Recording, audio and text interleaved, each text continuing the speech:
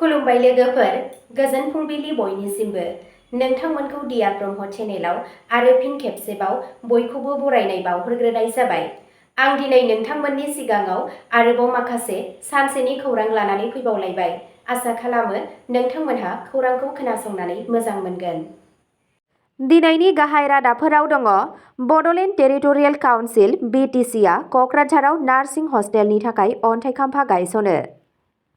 शहीद गोजौ फरायसालिनि साखाथियाव NH 36आव गोख्रै खारनाय गारिया सानै थाबायग्रा सुबुंनि जिउ खहा। शिबसागरनि स्ट्रीट प्लेआ उन्दै बैसोआव हाबा जानायनि हेंथायै खौरां गोसारहोयो। गिबि मन्थ्रि हिमन्त बिश्व शर्माया भबानिपुर सरभगाव आइजो मुलाम्फा मोनगिरिफोरनो 10,000 रांनि सिड फान्ड रानना होयो। प्रागज्यतिष फरायसालिमानि फरायसा हानजा सारथिया गुवाहाटीआव गोजां बोथोरनि जि-जोम गोरिब सुबुंफोरनो रानना होयो। आसाम सावथुन दिहुनगिरि रिमा दासआ दिथा होनायनि थाखाय मुंदांखा New York women in film and television बान्था मोननो हादों। हाग्रानि मैदेरफोरा नगावआव दावराव-दावसि खालामो, 3 सुबुङा गोब्राबै जोखोम। दानिया फैदो आबुं रादाबाव। गिबि खौराङावनो दङ। बड'लेण्ड टेरिटरियेल काउन्सिल (BTC) आ क'क्राझाराव नार्सिं हस्टेलनि थाखाय अन्थाइ खाम्फा गायसनो। बड'लेण्ड टेरिटरियेल काउन्सिल (BTC) आव सावस्रि खोन्दोखौ गोख्रों खालामनो आरो नार्सिं सोलोंथाइखौ जौगाहोनो थाखाय BTC सरकारा समबारखालि अन्थाइ खाम्फा गायसनो। बड'लेण्ड टेरिटरियेल काउन्सिल (BTC) आव सावस्रि बिथिंखौ गोख्रों खालामनो आरो नार्सिं सोलोंथाइखौ जौगाहोनो नाजानायनि मोनसे बाहागो महरै BTC सरकारा समबारखालि क'क्राझारनि हेलेना गायदे बसुमतारी GNS नार्सिं स्कुलआव गंसे नार्सिं हस्टेल लुफुंनायनि थाखाय अन्थाइ खाम्फा गायसनदों। बे अन्थाइ खाम्फाखौ BTCनि सावस्रि सिबिथायनि मावफुं सोद्रोमा EM देरहासात बसुमतारीया बेखेवनानै होयो। बे मावथांखिनि थाखाय 3 कौटि रां खरसा जागोन होनना साननाय जादों आरो बेखौ रांखान्थियारि बोसोर 2025-26 नि थाखाय दाथाइ जौगाथाय मावथांखिनि सिङाव बानायनाय जागोन। बे गायसननाय हाबाफारियाव मन्थ्रि प्रमिला रानी ब्रह्म, BTCनि MCLA दानेश्वर गयारी, BTC सावस्रि बिफाननि बिथोनगिरिजों लोगोसे सावस्रि बिफाननि गोबां मावख'गिरि आरो मावफारियाफोरा बाहागो लादों। थांखि लानाय नार्सिं हस्टेला नार्सिं फरायसाफोरनि थाखाय साबसिन थानायनि खाबु होगोन आरो ओनसोलाव सावस्रि जोथोन सोलोंथाय आरो सिबिथाइफोरखौ बांहोनायाव मैखोम बिफाव लागोन। नैथि खौराङाव दङ। शहीद गोजौ फरायसालिनि साखाथियाव NH 36आव गोख्रै खारनाय गारिया सानै थाबायग्रा सुबुंनि जिउ खहा। 36 नं माहारियारि राजालामायाव जानला-मानला गोख्रैथिजों खारनायनि जाहोनाव फानिखायथि शहीद गोजौ फरायसालिनि साखाथियाव मोनसे गिख्रंथाव जाब्रबथाय जायो, जेराव सानै थाबायग्रा सुबुंनि जिउ खहा जायो आरो गुबुन सासेया गोब्राबै जोखोम जायो, जायनि जाहोनाव ओनसोलनि सुबुं माहारिया दुखु आरो रागा जोंखांहोयो। बे जाब्रबथाया बेलासिनि 3 रिंगासो समाव जायो जेब्ला AS 02 AV 5099 रेजिस्ट्रेशन नम्बरनि गंसे hyundai भेनुआ गोख्रैथिजों गारि सालायनायाव कन्ट्रल खोमानानै लामा सेरजों थाबायबाय थानाय 3 थाबायग्रा सुबुंफोरखौ सौग्रावो। नुगिरिफोरा दाबि खालामदों दि राजालामानि मोनसे बाहागोआव जेराव थाबायग्रा सुबुंफोरा थांलाय-फैलाय खालामो बियो गारिखौ जानला-मानला सालायदोंमोन। बे जाब्रबथाया गाज्रियै गोहोम गोग्लैदों, जायनि जाहोनाव 3बो जोखोम जादों। सुबुं समाजनि सोद्रोमाफोरा जाथायथिलियाव थांनानै मदद खालामनो थाखाय जिउ खहा जानांनाय सुबुंफोरखौ फाहामथाय होनो थाखाय बरघाट बाइपास SIIMS देहा फाहामसालिसिम लानानै थाङो। दुखुनि बाथ्रा दि जोखोम जानाय सानै सुबुङा जिउ गोमायो। थैनाय सुबुंफोरखौ खथानि गावनि थागिरि रुंसारि मतिउर रेहमाननि फिसाज्ला 42 बोसोर बैसोनि रेजिमुल हक आरो नगाव पुलिस थानानि सिङाव थानाय हाथिगावनि बिरेन लस्करनि फिसाजो 17 बोसोर बैसोनि फुजा लस्कर होननानै सिनायथिनाय जादों। बिसोरनि नखरफोरा जोबस्रांदों आरो सुबुं माहारिया बिसोरनि हरखाब थैनायाव दुखु फोरमायो। थामथि जोखोम जानाय सुबुंखौ मनियुर जामाननि फिसाज्ला ताहिरुज जामान होननानै सिनायथिना मोननाय जादों। बिथाङा गोब्राब जखम जायो आरो फाहामथाय लागासिनो दं। देहा फाहामसालिनि सुलुंनिफ्राय खौरां मोननाय बादिब्ला बिथांनि हालोदआ जोबोद गोब्राब हालोदाव दं। बे जाथायनि उनाव थाग्रा ओनसोलफोरनि गेजेरजों खारनाय माहारियारि राजा लामायाव गोख्रै गारिनि सालायगिरिफोरनि जाहोनाव जानाय जाब्रबथायनि अनजिमाखौ लानानै रायजो राजाफोरनि रागा जोंखांनाया बांदों। थागिरिफोरा फोरमायनाय बादिब्ला NH-32आव जानला मानला गारि सालायनायखौ गले गले नुनो मोननाय जादों, जायनि थाखाय थाबायग्रा आरो दावबायारिफोराबो समान खैफोदाव गोग्लैनो हमदों। बे जाब्रबथायनि जाहोनाव फिन खेबसेबाव ट्रेफिक आयेन आब्रुथिखौ गोख्रों खालामनाय, फरायसालि आरो थाग्रा जायगाफोरनि खाथियाव गोख्रैथि होबथानाय राहा फसंनाय आरो सांग्रांथि गैयि गारि सालायनायनि थाखाय साजा होनायनि दाबि दैखांनाय जादों। जायगानि सुबुंफोरा थाबायग्रा सुबुंफोरखौ रैखाथि होनो थाखाय साबसिन दाथायफोरनि दाबिफोरखौबो गोदानै खालामफिनदों, जेरै राजा लामाफोरनि मुखुब बाहागोफोराव फुटपाथ आरो सांग्रांथि नेरसोनफोर। थामथि खौरांआव दङ शिबसागरनि स्ट्रीट प्लेआ उन्दै बैसोआव हाबा जानायनि हेंथायै खौरां गोसारहोयो। जिल्ला खुंथायनि हेफाजाबजों गथ'सा हाबा उदां भारत केम्पेइननि सिङाव शिबसागराव सांग्रांथि हाबाफारि लानाय। हादोरनाङै गथ'सा हाबा उदां भारत केम्पेइननि बाहागो महरै मंगलबारखालि शिबसागराव थानाय जिल्ला कमिशनार मावख'नि लांगोनायाव उन्दै बैसोआव हाबा जानायनि हेंथायै सांग्रांथि लाबोनो आरो हिनजावसाफोरनि मोनथाय आरो सोलोंथाइखौ बांहोनो थाखाय मोनसे स्ट्रीट प्ले खुंनाय जायो। बे हाबाफारिखौ बेटी बचाओ बेटी पढ़ाओ स्किम आरो शिबसागर जिल्ला खुंथायनि हेफाजाबजों शिबसागर जिल्ला समाज अनसाय बिफाननि संकल्प आइजो गोहो मिरुनि नाजानायाव खुंनाय जादों। बे सांग्रांथि हाबाफारिनि थांखिया उन्दै बैसोआव हाबा जानायनि खहागोनां गोहोम आरो गथ'साफोरनि मोनथायखौ रैखाथि होनायनि गोनांथिनि सायाव सुबुंफोरखौ फोरोंथाय होनाय। बे स्ट्रीट प्लेखौ शिबसागर आरबासागर integrated child development service (ICDS) प्रजेक्टनि सोद्रोमाफोरा दिन्थिफुंदों।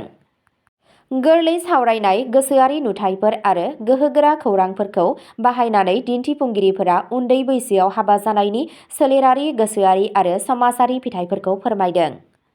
बे थुनफावथायाव हिनजावसाफोरनि सोलोंथाइनि गोनांथिखौबो नोजोर होनाय जादों आरो नखरफोरखौ गथ'फोरखौ देरनाय, सोलोंनाय आरो उदाङै गाव गावनि इयुनखौ थि खालामनो थुलुंगा होनाय जादों। बे हाबाफारियाव गोबां गागि मावख'गिरिफोरा बाहागो लानानै बे थांखिनि सायाव गोख्रों खुंथायारि हेफाजाब दिन्थिदों। नुजाथिनाय सुबुंफोरनि गेजेराव उफ्रा जिल्ला कमिशनार लुकमणि बरा आरो मीनाक्षी पारमे, लोगो कमिशनार निमाश्री दौखा आरो परिसमिता दिहिंगिया, जिल्ला समाज अनसाय मावख'नि उपमा सयकिया आरो रांखान्थि आरो एकाउन्ट अफिसार बिकास प्रतिम गगৈ बिथांमोनहाबो नुजाथिदों। ब्रैथि खौरांआव दङ गिबि मन्थ्रि हिमन्त बिश्व शर्माया भबानिपुर सरभगाव आइजो मुलाम्फा मोनगिरिफोरनो 10,000 रांनि सीड फान्ड रानना होयो। MMUS स्किमनि सिङाव गिबि मन्थ्रि हिमन्त बिश्व शर्मा बिथाङा मैया बाक्सा आरो भबानिपुर सरभगनि सा 55,000निबो बांसिन आइजोफोरनो गाव सोनारनाय आरो मान सन्माननि फारसे दावगालांनायाव हेफाजाब होयो। गिबि मन्थ्रि हिमन्त बिश्व शर्माया मंगलबारखालि बाक्सा जिल्ला आरो भबानिपुर सरभग ओनसोलाव गिबि मन्थ्रि आइजो इन्टारप्रेनारशिप केम्पेइन MMUA नि सिङाव जोलै पुन्जि होनानै हादोरसा सरकारनि आइजो गोहो होनाय हाबाफारिखौ आरोबाव थुलुंगा होनाय जादों। मानास दावबायनायनि उनाव MMUA कारवां भबानिपुर सरभग सौहैयो, जेराव गिबि मन्थ्रिया 25,157 आइजो फालांगिरिफोरनो 10,000 रां गथायना होयो। बेनि सिगां सानसेखालि मानास बिधानसभा बियाबनि सालबारियाव सा 30,700निबो बांसिन आइजो फालांगिरिफोरनो 10,000 रांनि जोलै राननानै होनाय जायो। बे हाबाफारिनि थांखिया आइजोफोरखौ फिसा फालांगि जागायजेननाय एबा गोख्रों खालामनाय, नखरनि आयखौ बांहोनाय आरो रांखान्थियारि उदांस्रिखौ मोनफुंनो मदद होनाय। बिथाङा बुंबावो दि MMUA स्किमखौ आइजोफोरनो गावनो गाव सोनारनाय थुलुंगागिरि जानो थाखाय नांगौ जानाय फोथायथि आरो राङारि मदद होनो थाखाय बानायनाय जादों।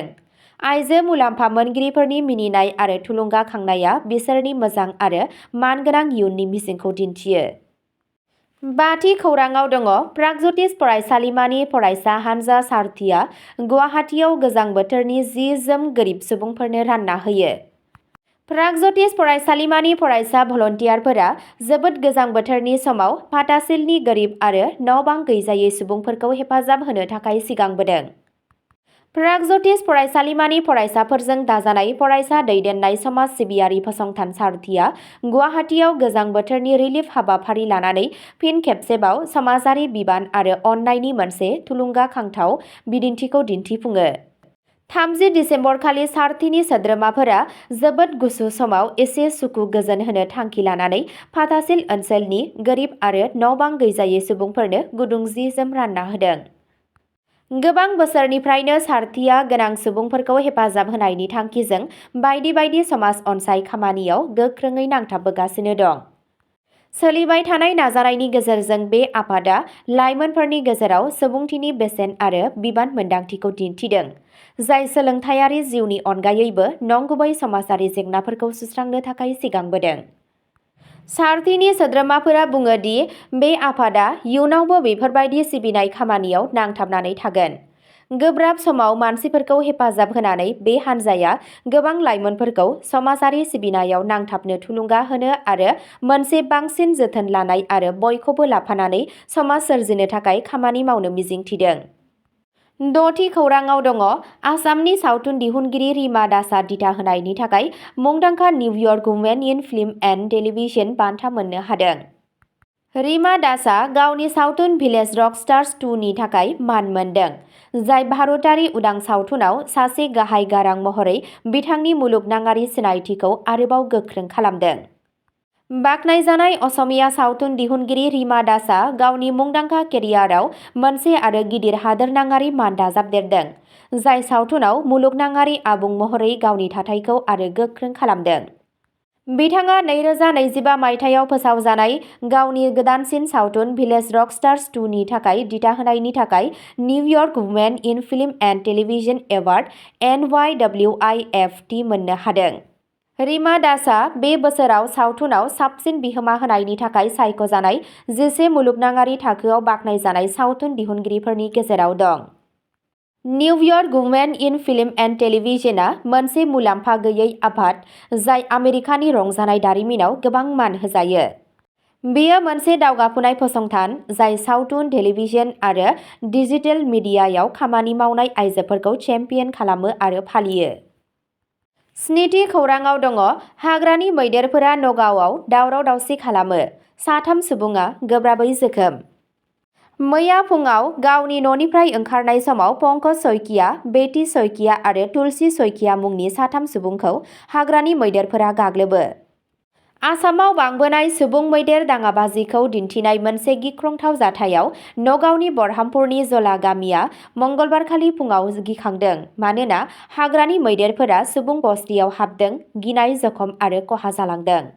खौरां मोन्नाय बादिब्ला पंकज शइकिया, बेटी शइकिया आरो तुलसी शइकिया मुंनि 3 सुबुंखौ फुंनि थाबायनो ओंखारनाय समाव हाग्रानि मैदेरफोरा गाग्लोबो।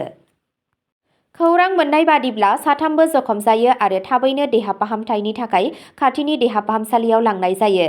बे दुखुनांथाव जाथाया कामपुरनि साखाथियाव थानाय पाटियापामाव रेलगारिनि सौग्रावनायाव मा-9 मैदेर थैनायनि साननैसो उनावनो जादों, जाय ओनसोलाव सुबुं आरो जिब-जुनारफोरनि बांबोनाय खैफोदखौ दिन्थियो।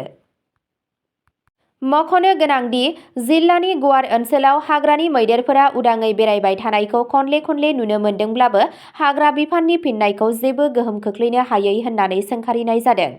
मैदेरफोरखौ सुबुं थाखुलिनिफ्राय गोजानाव लाखिनो थाखाय सांग्रां राहा गैयैनि जाहोनाव थागिरिफोरनि गेजेराव गोबां रागा जोंनाय सोमजिदों। गुबुन फारसेथिं आरोबाव मैया बेलासियाव नगावनि ननयपानिगाव गामियाव मैदेरनि गाग्लोबनायाव आरोबाव 2 सुबुङा जोखोम जायो। बिसोरनि गेजेराव हिलतपाल मुंनि सासे लाइमोना फालोजों गाग्लोबजानानै न'फारसे गिदिंबोफिननाय समाव गावनि अंगआव गोब्राबै जोखोम जायो। जेरै जिल्लायाव बेफोरबादि जाथाया बांबोगासिनो दं, बेनिखायनो थाबैनो राहा लानायनि दाबिया गोख्रोंसिन जाबोगासिनो दं। थागिरिफोरा गाव गावनि हारियाव रैखाथियै थानो हानायनि मोनथायखौ दाबि खालामगासिनो दं आरो रैखाथि नागिरगासिनो दं। अब्ला दिनैनि खौराङा एसेनोसै। नोंथांमोनहा सानफ्रोमबो फुंबिलि समाव बेबादिनो गोदान खौरांनि आपडेट मोननो थाखाय चेनेलखौ साबस्क्राइब खालामनानै लादो आरो खौरांखौ खोनासंनानै मोजां मोनोब्ला अन्नानै लाइक, शेयार आरो कमेन्टबो खालामनानै होलांब्लानो जाबाय। गोजोन्थों।